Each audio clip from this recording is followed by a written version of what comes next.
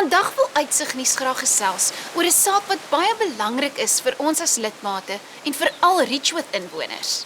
Dit is veiligheid en sekuriteit in ons omgewing.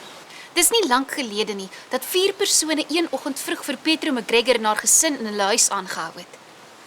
Laas maand was daar inbrake in Kaapse Draai en laasweek 2 inbrake helder oordag by Acacia Straat 9. En by Riasigt 27, waar die inbrekers nog in die huis was toe die inwoners tuis gekom het. Net donderdag was daar 'n inbraak by Mountain View 37, ook helder oordag. 'n Mens raak maklik so afgestomp oor al die misdaad rondom jou, dat jy dalk net skouerophalend vra, wat kan ek tog daaromtrent doen? Wel, daar is iets wat jy kan doen. Sluit aan by die Richwood buurtwag en doen jou deel om misdaad in jou onmiddellike omgewing en in die groter samelewing te help bekamp.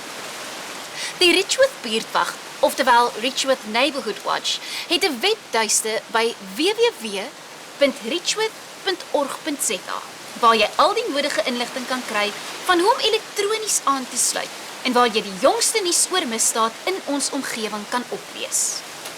Daar is wenke van hoe om misdaad te bekamp en veral met die Desembervakansie wat eersdaags gaan aanbreek, is daar belangrike wenke van hoe om jou eiendom teen misdaad te beskerm.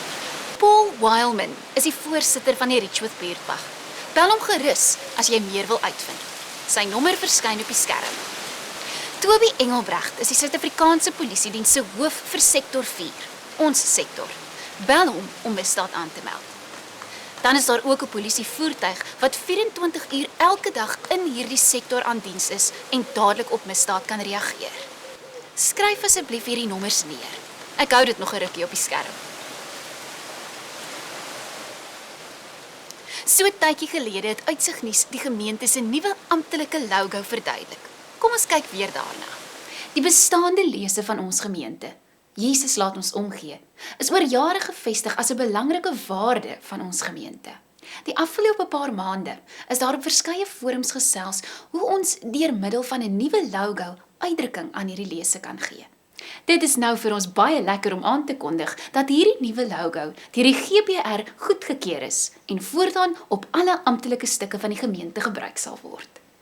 Die logo is ryk aan simboliek en het verskeie betekenismoontlikhede. Primêr stel die logo 'n oop Bybel voor, wat die basis van die gemeente se omgee is.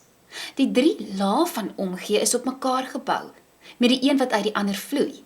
Die kleure wat gebruik word, is helder en positief.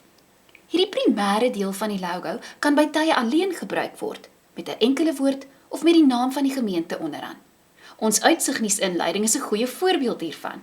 In sy geheel lyk die logo so: met ons naam en met ons lese, omgee vir die woord, vir mekaar en vir die wêreld.